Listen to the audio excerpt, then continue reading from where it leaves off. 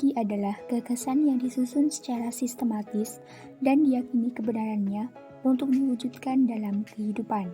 Suatu ideologi merupakan gagasan atau jalan pikiran yang bertumpu pada suatu filsafat dan menjadi ciri khas suatu bangsa, mempengaruhi kebudayaan keseluruhan bangsa, serta membentuk peranata sosial politik bagi bangsa tersebut. Nah, dalam hal ini, Indonesia menganut ideologi Pancasila sebagai upaya pemersatu bangsa dengan keragaman suku, ras, budaya, bahasa, dan agama.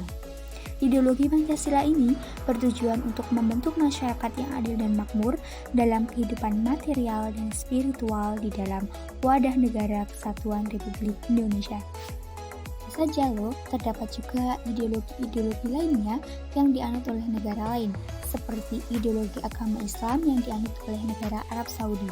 Selanjutnya, mari kita bahas perbandingan ideologi Pancasila dengan ideologi lainnya.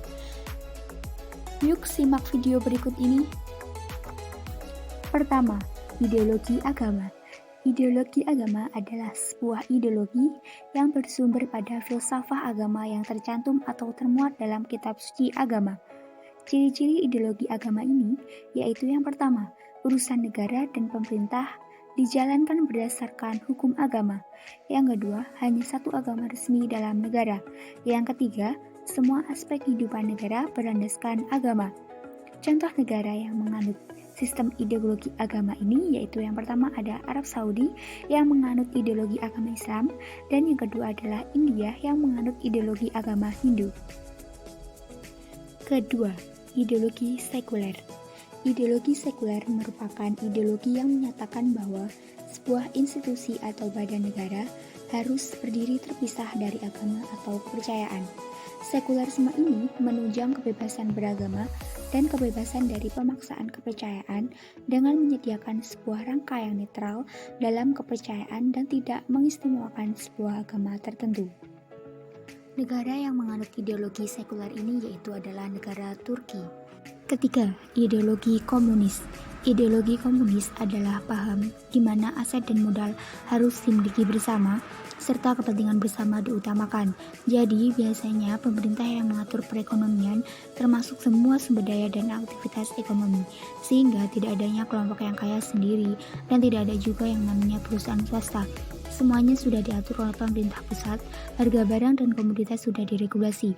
Ciri-ciri dari ideologi komunis ini yang pertama yaitu mengutamakan perjuangan kelas seperti perlawanan kaum proletar dengan kaum borjuis.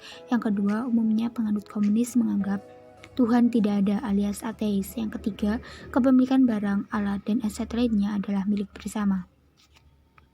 Contoh negara yang menganut ideologi komunis ini ada Republik Rakyat Tiongkok dan Korea Utara. Keempat, ideologi liberal. Ideologi liberal adalah paham yang mengutamakan dan menjunjung kebebasan individu serta hak-hak yang dimiliki setiap individu dalam berbagai aspek kehidupan. Secara tidak langsung menunjukkan negara dan pemerintahnya harus melindungi dan menghormati hak serta kebebasan setiap warga negara. Setiap individu dalam ideologi ini punya kesempatan yang sama serta berhak mendapatkan perlakuan yang sama. Contoh negara yang menganut ideologi liberal ini adalah negara Perancis dan Amerika Serikat. Dari penjelasan ideologi-ideologi lainnya tersebut, ideologi Pancasila ini sangat cocok dan pas digunakan di Indonesia dengan keberagaman budaya, ras, suku, dan agama. Ideologi Pancasila mencerminkan adanya keseimbangan dan keserasian dalam berbagai aspek kehidupan yang tercantum di dalam nilai-nilai sila Pancasila.